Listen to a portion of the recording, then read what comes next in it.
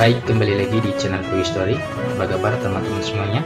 Yang jelas dalam keadaan sehat ya. Mari kita simak informasi sebagai berikut. Seleksi CPNS amat ketat. Beruntung, daftar nama honorer ini akan diangkat PNS tanpa tes. Namamu termasuk.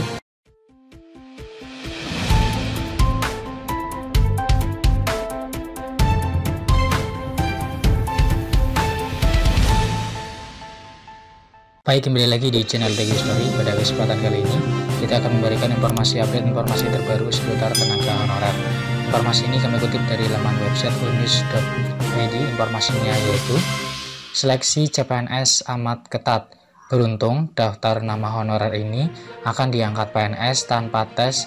Namamu termasuk. Simak informasinya baik-baik. iNews ID. Bukan rahasia umum, proses seleksi untuk bergabung menjadi pegawai negeri sipil harus melalui tahapan-tahapan yang panjang. Tak hanya itu, persaingan yang amat ketat juga tidak bisa dihindarkan. Tentunya hal ini menjadi tantangan bagi honorer di tanah air. Dalam database yang dikantongi oleh Badan Kepegawaian Negara atau BKN, sebanyak 2,3 juta honorer bersaing untuk memperebutkan surat keputusan atau SK sebagai PNS. Jumlah yang tidak sedikit itu menjadi beban bagi pemerintah, sebab pemerintah mengalami kebingungan soal penataan honorer dan terjadi pembengkakan anggaran, utamanya di instansi pemerintah daerah yang jumlah honorernya sulit ditekan. Bagi honorer yang ingin lolos menjadi PNS harus melalui beberapa tahapan atau seleksi diantaranya. Yang pertama, seleksi administrasi, kedua, seleksi kompetensi dasar, tiga, seleksi kompetensi bidang, 4. Seleksi wawasan kebangsaan.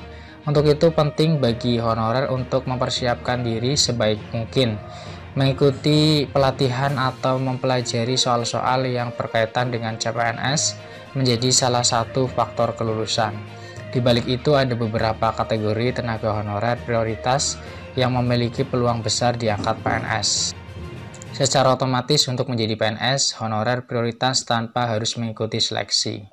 Honorer yang dimaksud yakni yang pertama tenaga honorer bidang administrasi, dua tenaga honorer bidang fungsional, tiga tenaga honorer bidang pertanian, 4 tenaga honorer bidang pendidikan, 5 tenaga honorer bidang penelitian, 6 tenaga honorer bidang kesehatan. Akan tetapi terdapat dua syarat utama yang harus dipenuhi oleh honorer agar diangkat PNS: berusia maksimal 46 tahun, memiliki pengalaman kerja selama 1 tahun.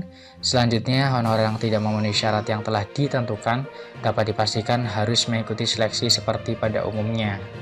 Sebagai tambahan informasi, pedoman hukum yang dijadikan landasan bagi pengangkatan honorer sebagai CPNS adalah Surat Keputusan Pemerintah Nomor 48 Tahun 2005. Inilah daftar nama tenaga honorer prioritas yang angkat PNS berdasarkan Surat Pengumuman Nomor 1199-B-GT-00-08-202 Pemerintah Provinsi Banten.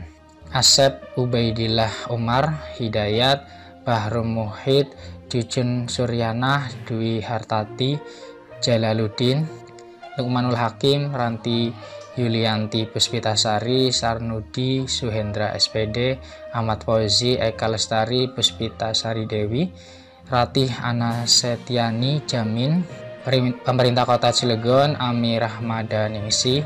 Kemudian pemerintah Kota Serang, Irwan Cahyadi, dan seterusnya. Silahkan nanti teman-teman bisa cek nama-nama yang tercantum di link deskripsi.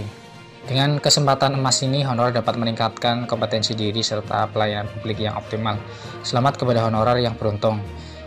Demikian informasi yang bisa kami share, semoga bermanfaat. Tetap semangat dan optimis ya. Terima kasih atas perhatiannya. See you next time. Assalamualaikum warahmatullahi wabarakatuh.